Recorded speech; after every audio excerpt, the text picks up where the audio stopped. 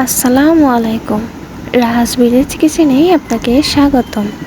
আজকে আমি তৈরি করে দেখাবো ডাল দিয়ে কুমড়ো পাতার তরকারি রেসিপি। আমি এখানে কুমড়ো পাতাগুলো ধুয়ে রেখেছি, সাথে কিছু আলু নিয়েছি আর ডালগুলো ধুয়ে রেখে দিয়েছি। কড়াইতে শুকনো মরিচ এবং পেঁয়াজ দিয়ে কিছুক্ষণ নেড়ে নিয়ে তারপর আমি দিয়ে দিব আদা বাটা, হলুদ গুঁড়ো এবং পানি দিয়ে আমি তারপর লবণ দিয়ে ডালগুলোকে দিয়ে দিব।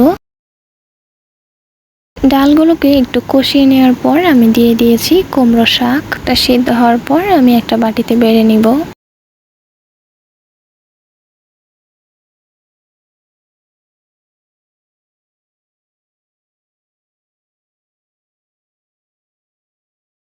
একটা কড়াইতে তেল দিয়ে কালো জিরা, শুকনো মরিচ, তেজপাতা, পেঁয়াজ এবং রসুন দিয়ে কিছুক্ষণ নেড়ে নিব। হালকা লালচে কালার হয়ে আসলে দিয়ে দিব শাক। কিছুক্ষণ নেড়ে নেওয়ার পর আমি বাটিতে বেড়ে নিব। এই ছিল আমার আজকের রেসিপি। ভালো লাগলে অবশ্যই ভিডিওটিতে লাইক দিবেন এবং আমার চ্যানেলটি সাবস্ক্রাইব করবেন, আমার পাশেই থাকবেন। আজকের মতো আমি রাহা বিদায় নিচ্ছি। আল্লাহ হাফেজ।